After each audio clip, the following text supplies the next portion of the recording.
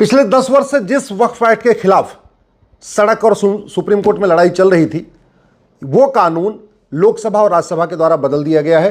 बहुत जल्दी नया कानून आ जाएगा। काफ़ी चीज़ें बदल गई हैं। जो थोड़ा बहुत बचा हुआ है उसके लिए संघर्ष जारी रहेगा। कोर्ट में भी लड़ाई चलती रहेगी और सड़क पे भी लड़ाई चलती रहेगी। लेकिन कल एक बड़ा अच्छा वाकया हुआ।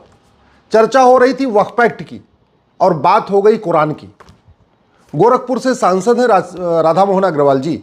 उन्होंने संसद में कहा कि अगर मैं कुरान पढ़ दूं तो मार हो जाएगी, अगर मैं कुरान पढ़ दूं तो युद्ध हो जाएगा।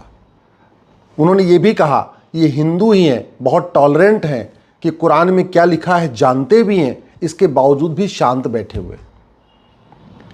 तो ये लड़ाई भी अपनी संसद में भी चल रही है और सुप्रीम कोर्ट में भी चल रही है और कोर्ट में भी चल रही है।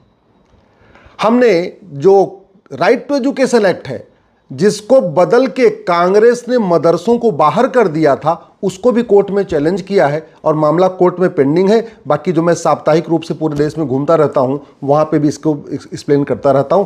आज मैं आपको बताता हूं कि भारत का संविधान मदरसा चालू करने की इजाजत ही नहीं देता। यह मेरे हाथ में भारत का संविधान है। संविधान का लक्ष्य क्या होता है? संविधान का लक्ष्य होता है सामाजिक विकास, आर्थिक विकास, नैतिक विकास, आध्यात्मिक विकास, चारित्रिक विकास, मानसिक विकास। संविधान का लक्ष्य है लोकतंत्र को मजबूत करना।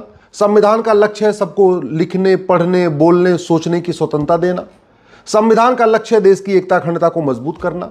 संविधान के लक्ष्य है समता, समानता, समरसता को आगे बढ़ाना।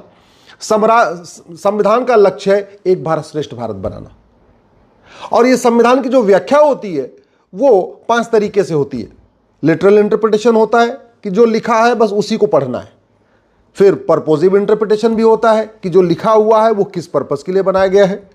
हार्मोनियस इंटरप्रिटेशन भी होता है कि जो लिखा हुआ है उसका क्या मतलब है, उसको देखने के लिए आप आगे पीछे की जो आर्टिकल है उनको भी पढ़िए। कंस्ट्रक्टिव इंटरप्रिटेशन भी होता है और कल्चरल इंटरप्रिटेशन भी होता है। ये 5 तरीके के इंटरप्रिटेशन होते हैं।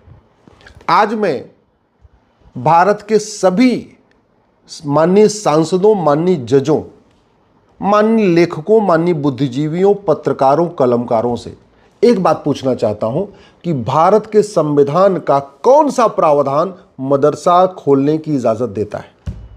उत्तर आएगा आर्टिकल 30।